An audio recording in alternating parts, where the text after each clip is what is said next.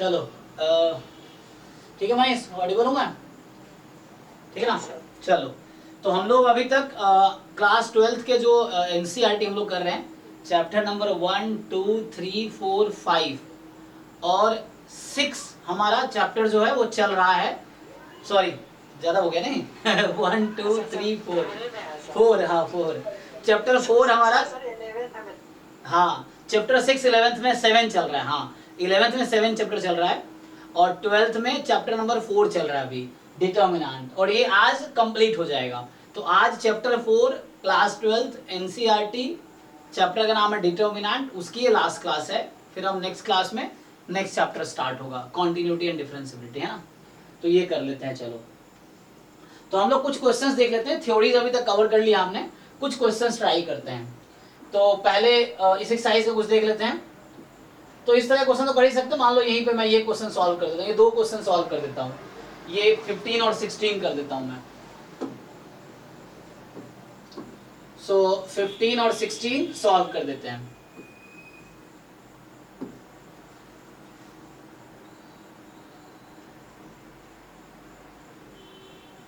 चलो, तो पहले 15 देख लेते हैं। 15 क्या कह रहा है कि एक मैट्रिक्स ए दे रखा है और आपसे पूछ रहा है कि ए इनवर्स निकालो। तो ए इनवर्स तो निकाला जा सकता है ना। अब कह रहा है ए इनवर्स को यूज करके इस सिस्टम को सॉल्व करो। तो पहले ए इनवर्स निकालना पड़ेगा। हालांकि ए इनवर्स निकालना बहुत है ना, टाइम टेकिंग प्रोसेस है, लेकिन करना पड़ेगा। एक करके दिखा देते हैं ना, एक सॉल्व कर देते हैं। तो चलो, ए हमारे पास ये मैट्रिक्स है। तो यहां मैं स्टार्ट करता हूं सीधा को फैक्टर से, ठीक है। C11, तो C11 का मतलब है 1 + 1 प्लस ले लूंगा मैं C12 माइनस C13 प्लस, ठीक है। फिर ऐसे ही आएगा C21 minus C22 plus C23 minus, ऐसा हो जाएगा। फिर C31 C32 C33, इस तरीके से है। सो अब C11 का मतलब कोफैक्टर, C लिख रहा हूं कोफैक्टर इस मैट्रिक्स का। तो फर्स्ट रो फर्स्ट कॉलम को डिलीट कर दो, फर्स्ट रो फर्स्ट कॉलम। देख कैलकुलेशन ध्यान से देखना भाई, गलतियां हो सकती है, तुम लिख के देख लो एक बार। तो ये हो जाएगा 2 × -2, है ना। या अगर मैं डिटरमिनेंट बना दूं तो टाइम लग जाएगा, देख लो ऐसे ही। -4 और ये +4 हो जाएगा, कितना 0 हो जाएगा। हाँ, C12, तो फर्स्ट रो और सेकेंड कॉलम डिलीट कर दो, ठीक है। तो फर्स्ट रो और सेकेंड कॉलम को डिलीट करो। तो फर्स्ट रो को सेकेंड कॉलम को डिलीट कर दो, तो बचा क्या -6 + 4 कितना होगा -2। तो यहाँ -2, तो मतलब ये 2 आ गया, ठीक है।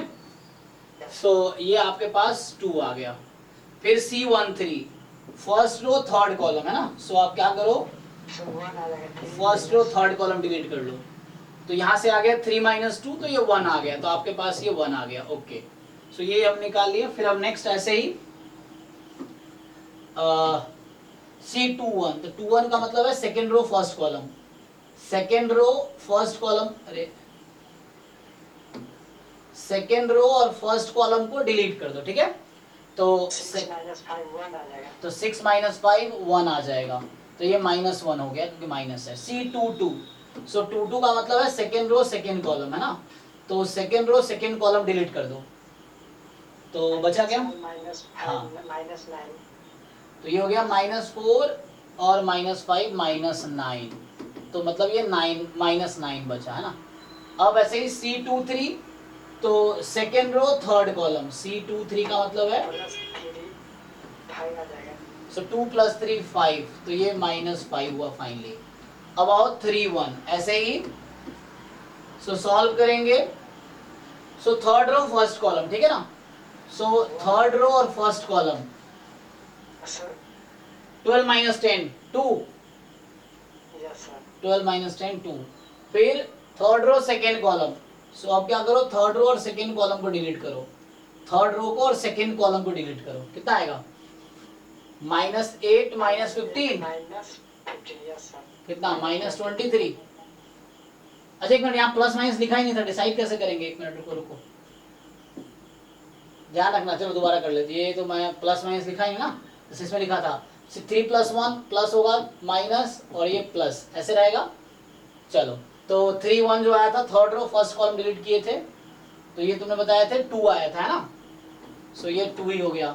ये आया था -23, चेक करो 3 2 थर्ड रो सेकंड कॉलम 8 में 15 तो ये 23 हो गया।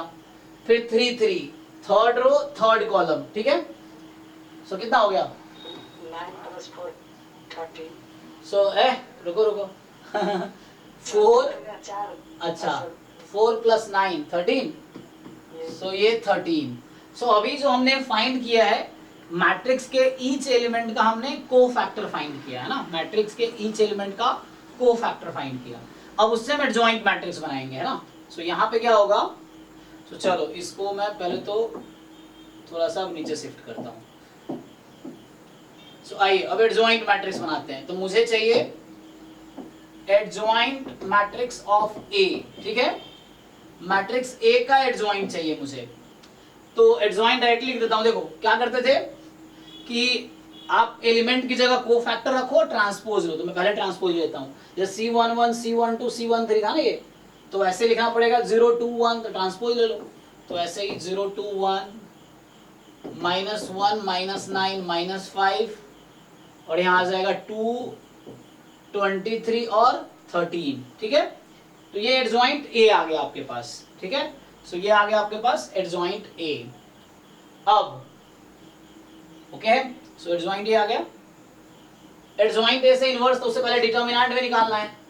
तो डिटर्मिनेंट ए बताओ कैसे आता है। तो देखो मैं फर्स्ट रो के लॉन्ग डिटर्मिनेंट ऐसे ही निकाल देता हूँ। पता है डिटर्मिनेंट क्या होता है, ये होता है ना कि एलिमेंट इनटू कोफैक्टर। देखो यहाँ 2 है फर्स्ट रो में और इसका कोफैक्टर आया था 0, तो देखो ऐसे निकल जाएगा 2 × 0 प्लस नेक्स्ट है -3 और इसका कोफैक्टर आया था 2, तो -3 × 2 -6 प्लस में 5 × 1 तो 5 1 जा 5 तो आ गया -6 -1 आएगा।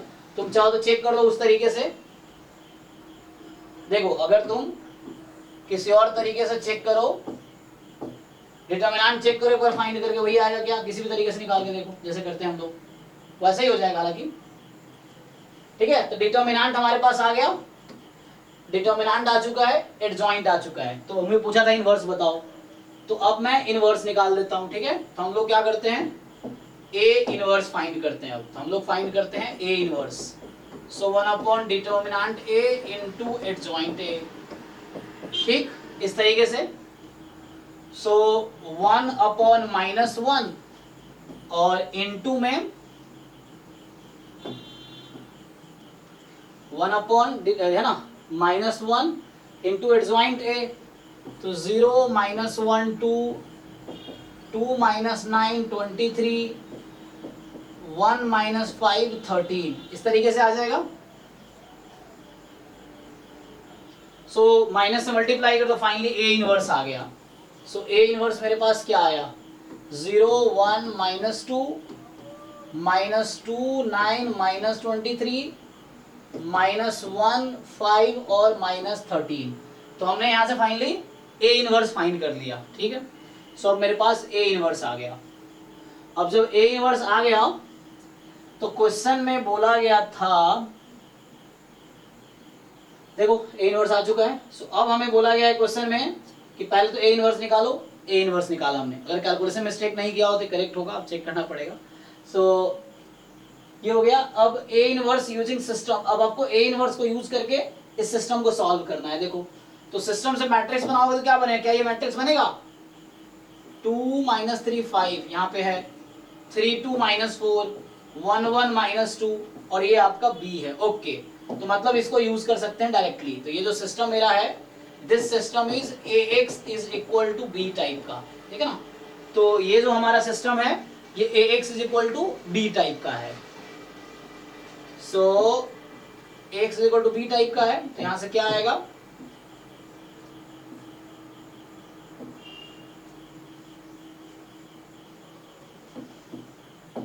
चलो तो यहां से क्या हो गया, सिस्टम हमारा ax is equal to B, ये सिस्टम ऑफ इक्वेशन था। अब डिटर्मिनेंट नॉन जीरो था, मतलब इनवर्स एग्जिस्ट कर रहा है, तो x की वैल्यू आ जाएगी a inverse into b। a inverse यहां लिखा चुका है ऑलरेडी।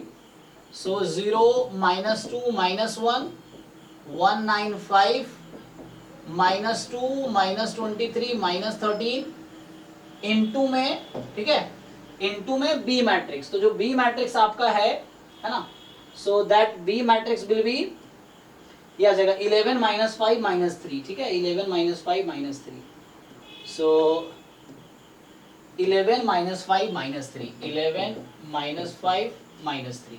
सो यहाँ से आप x की वैल्यू निकाल लो। सो आप इसको सिंप्लीफाई मल्टीप्लाई कर लो सिंपली, ठीक है, तो मल्टीप्लाई कर सकते हैं इजीली। तो बताओ क्या आएगा। तो 0 इंटू 11, 1 इंटू -5 -2 इंटू -3, तो -5 प्लस 6 कितना आया 1। अब सेकेंड रो को इससे मल्टीप्लाई करो, तो -2 इंटू 11 -22, 9 इंटू 5 45, तो -22 -45, और ये आ जाएगा +63। चेक करो भाई कितना आएगा। सो -22 -45, ठीक है, सो -22 -45, ठीक है, -22 -45 एंड प्लस में आ जाएगा 69। चेक करो तो कितना आ गया ये सिंप्लीफाई करके, 5 2 7 4 2 6। चेक करो भाई, सो 1 2 ऐसा आया। और लास्ट देख लो क्या होगा, इसको मल्टीप्लाई करो इससे, सो -11 +25 +39 है ना, सो 39 -25। सो चेक करो भाई कितना आएगा, -11 -25 +39, ठीक है। तो ये आ गया 5 1 6 और 2 1 3 30। चेक कर लो, 3 आया। तो कहने का मतलब मेरा जो आंसर आया फाइनली, ये जो x मैट्रिक्स ये कुछ और नहीं, ये होता है x y z, है ना। सो x y z, सो यहाँ से x की वैल्यू आ गई 1, y की वैल्यू आ गई 2 और z की वैल्यू आ गई 3। सो 1 2 3 आपके पास आ गई, ठीक है, x1 y2 z3 ये हमारे पास आ गई। अब चेक करो हमारा आंसर सही है क्या, इसको पुट करके यहाँ चेक करो सेटिस्फाई कर रही है।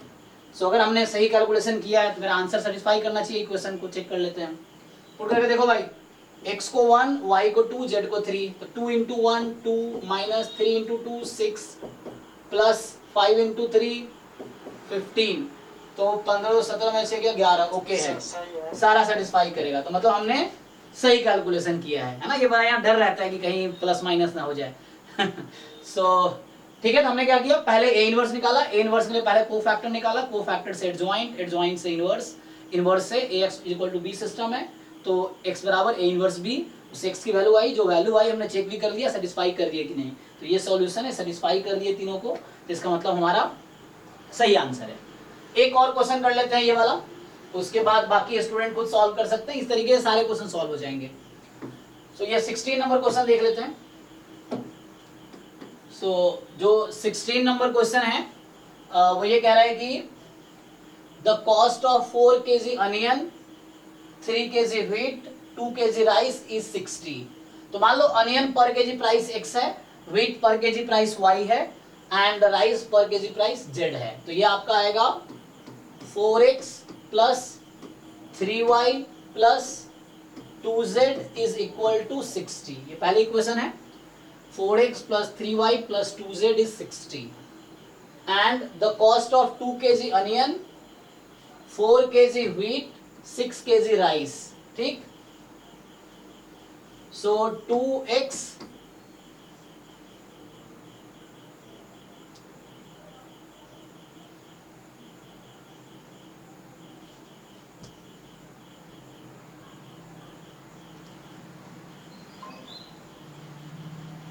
ओके, सो क्या होगा 2x plus 4y plus 6z is equal to 90, ठीक है ना, 90 है total. The cost of 6 kg onion, 2 kg wheat, 3 kg rice, तो ऐसे ही हो जाएगा 6x plus 2y and plus में 3z इज इक्वल टू 70। तो बोल रहा है कि find the cost of each item पर केजी बाय मैट्रिक्स मेथड। तो सिंपली हमने अज्यूम किया x जो है प्राइस पर केजी अनियन है, y प्राइस पर केजी व्हीट है और z प्राइस पर केजी राइस है, ठीक है।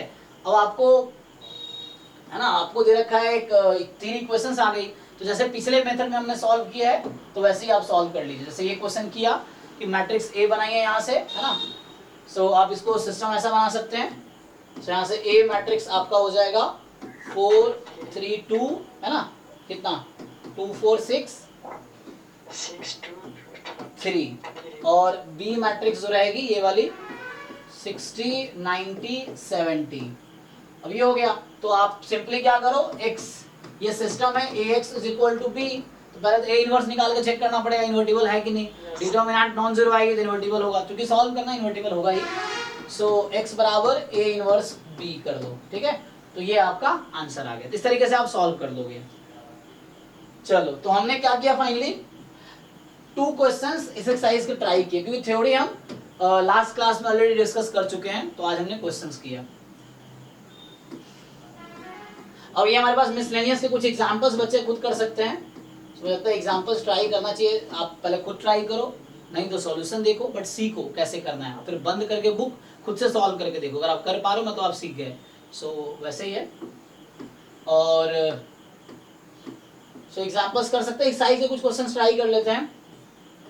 एक्सरसाइज में कितने क्वेश्चन हैं, तो ये चैप्टर 4 का लास्ट है ना, खत्म होने वाला है। सो चैप्टर 4 की आज लास्ट क्लास है, डिटरमिनेंट की लास्ट क्लास है। नेक्स्ट क्लास में कॉन्टिन्यूटी एंड डिफरेंशिएबिलिटी स्टार्ट होगी। सो चलो, तो अभी क्या करते हैं, अच्छा कहाँ गया, चलो ये इनके क्वेश्चन पहले देख लेते हैं, ये ऑब्जेक्टिव टाइप का देख लेते हैं पहले। आओ 19 पहले ट्राई करते हैं,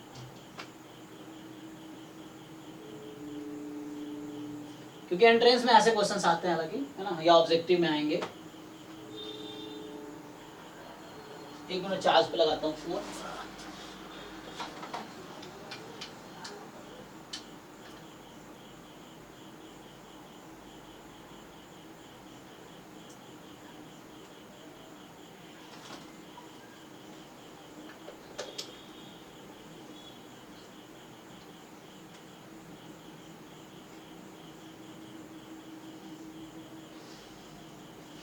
चलो ये क्वेश्चन ट्राई करते हैं।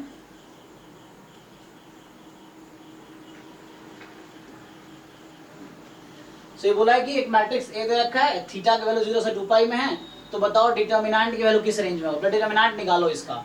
सो डिटर्मिनेंट ए फाइंड करोगे। चलो ओपन कर लेते हैं सीधा सीधा, क्या इतना दिमाग लगाना है। ओपन कर ले या प्रॉपर्टी लगाए, प्रॉपर्टी भी लगा सकते हैं चाहोगे तो, कुछ 0 हो जाएगा कुछ टर्म। चलो प्रॉपर्टी लगा लेते हैं। देखो, सो ये 1 sin theta 1 minus sine theta 1 sin theta -1 minus sine theta 1, ठीक है।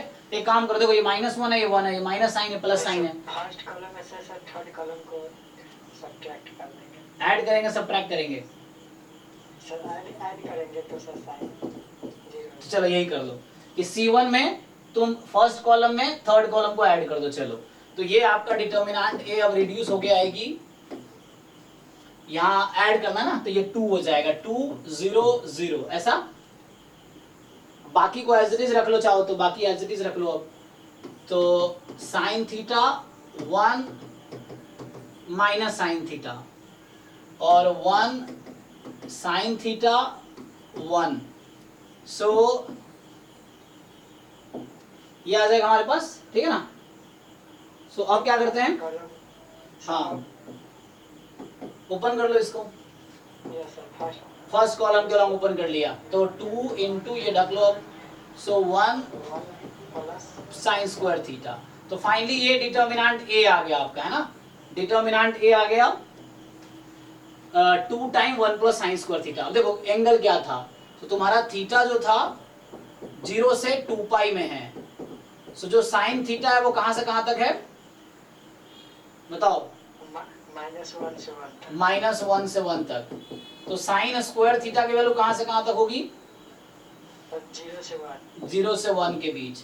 1 ऐड कर दो, तो 1 प्लस साइन स्क्वायर थीटा कहां से कहां तक होगी सर 1 से 2। एडिंग बोथ साइड 2, मतलब एडिंग बोथ साइड 1। अब आपको 2 टाइम चाहिए तो मल्टीप्लाई 2 टाइम बोथ साइड। कितना हो गया, मोर देन 2 लेस देन 4। तो फाइनली कहने का मतलब ये हो गया मेरा कि ये जो डिटर्मिनेंट ए है, ठीक, ये बिलोंग कर रहा है किसने, ये डिटर्मिनेंट ए यही तो है, ये आ गया। सो इसकी वैल्यू 2 से 4 में आ गई, क्लोज एट 2 क्लोज एट 4, ठीक है। तो ये 2 4 के बीच डी वाला, अच्छा। तो ये वाला आंसर हो गया, ठीक है। इस तरह से किया जा सकता है सॉल्व। और एक दो और क्वेश्चन देख लो। तो बाकी है ना, आप लोग सॉल्व करो और डाउट हो तो लाइव क्लास में पूछ सकते हो आप। तो सिंपली अब देखो, एक 19 हो गया, 18 भी देख लेते हैं। ये भी कर सकते हैं ऐसे, तो कोई दिक्कत नहीं है। ये क्या कह रहा है?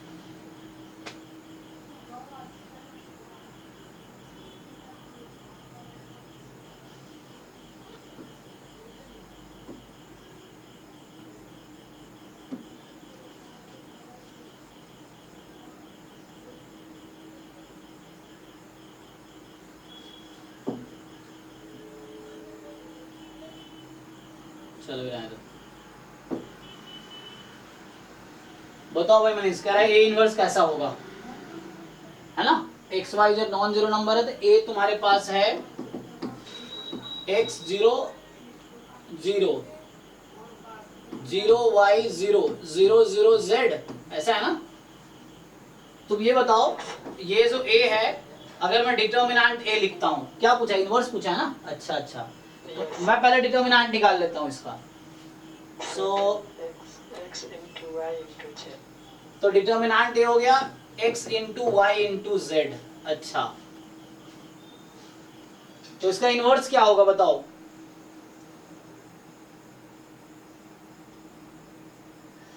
देखो तरीके कई सारे हैं, तो एक डेफिनेशन लगा लो, a इंटू ए इनवर्स क्या होता है, i होना चाहिए, यही फॉर्मूला है कि, और इनवर्स यूनिक होता है, तो 2 इनवर्स नहीं मिल सकता आपको, ये इनवर्स यूनिक होगा, एग्जिस्ट करता है। तो चेक करो, a को मैं किससे मल्टीप्लाई करूंगा तो मेरा आंसर आइडेंटिटी आ जाएगी। तो मल्टीप्लाई करते कैसे हैं, फर्स्ट रो को फर्स्ट कॉलम से, तो क्या होगा 1 हो जाएगा, यस और नो। अरे x into x inverse, x inverse मतलब 1/x है, यहाँ पे 1 हो जाएगा। फिर ऐसे ही तो ये 1 हो जाएगा, बाकी आप फर्स्ट, अब ऐसे सेकेंड रो को फर्स्ट कॉलम से करोगे आप, तो कहने का मतलब जो आप मल्टीप्लाई कर रहे हो, आप a इंटू बी निकाल रहे हो, मान लो बी इनमें से ऑप्शन में से कोई एक हो सकता है। सो फर्स्ट रो को फर्स्ट कॉलम से किया तो 1 आ गया, फर्स्ट रो को सेकेंड कॉलम से तो 0 0 0 1 0 0 0 1, तो पहला ही सेटिस्फाई कर गया, और कोई इनवर्स हो ही नहीं सकता, आप चेक कर लो, है ना।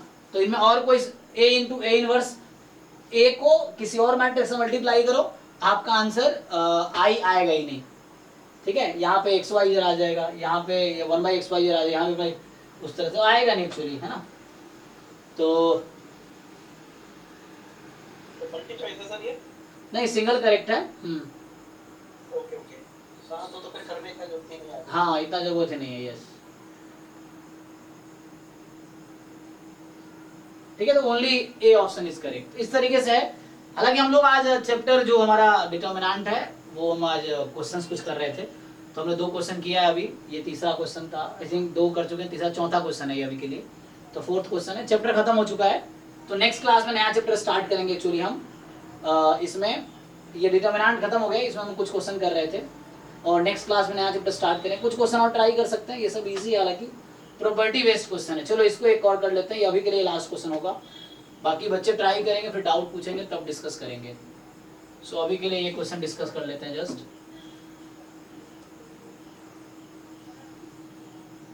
चलिए, तो इसको मैं हटा देता हूं।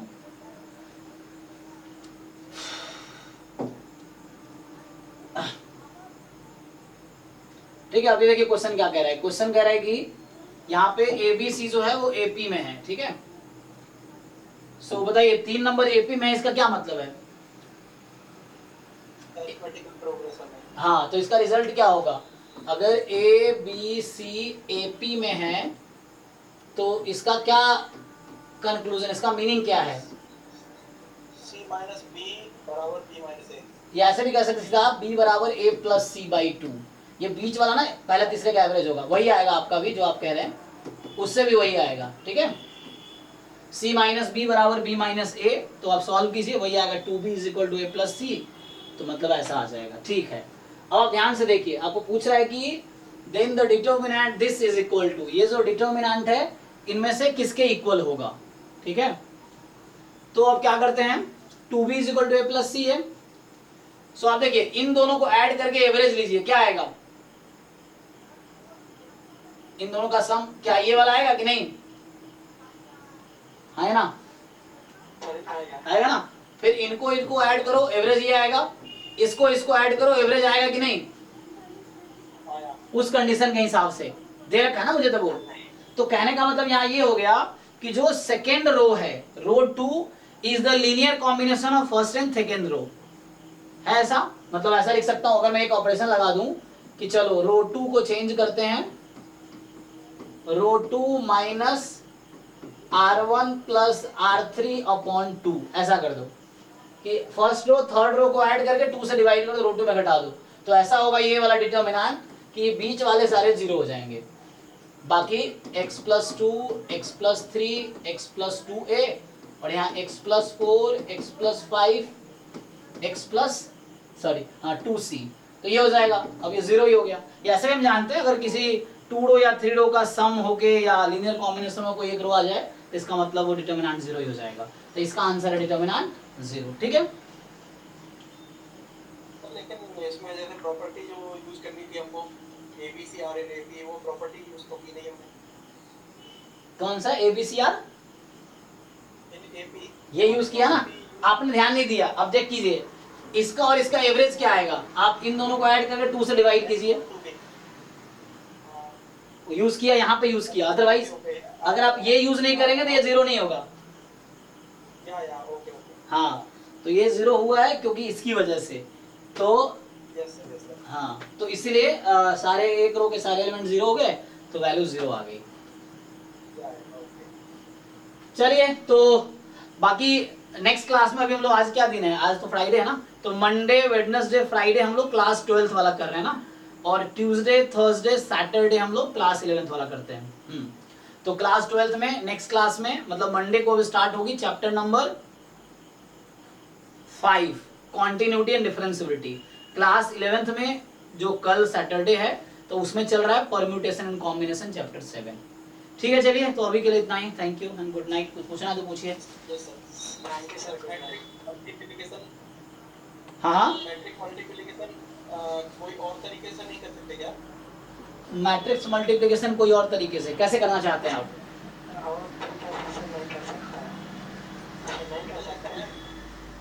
नहीं हो जाता है। मैं सर मैं एक लीनियर अलजेब्रा का कॉन्फ्रेंस अटेंड किया था। हाँ तो वहाँ सर ने जो है एक अदर टाइप से मतलब मल्टीप्लिकेशन करके दिखाया था। नहीं वो हो सकता है। वाई कॉलम करते हैं तो उन्होंने कॉलम बाई रो या कुछ अलग टाइप से मतलब कर करके दिखाया था।